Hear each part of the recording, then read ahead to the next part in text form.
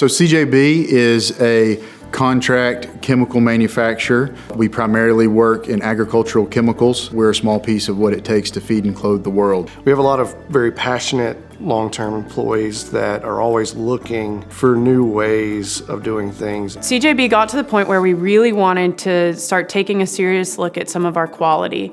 And so we reached out to Georgia MEP, and Olivia Pitts came. And so she said we needed to look at the systems behind the audit.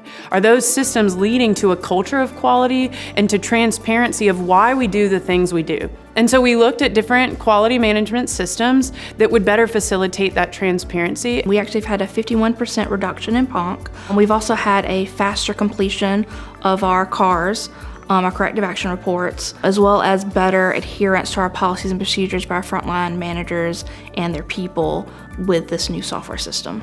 To me, my experience with Georgia MEP, we've seen a tremendous impact in productivity. So we've been able to see improvements through capacity increases.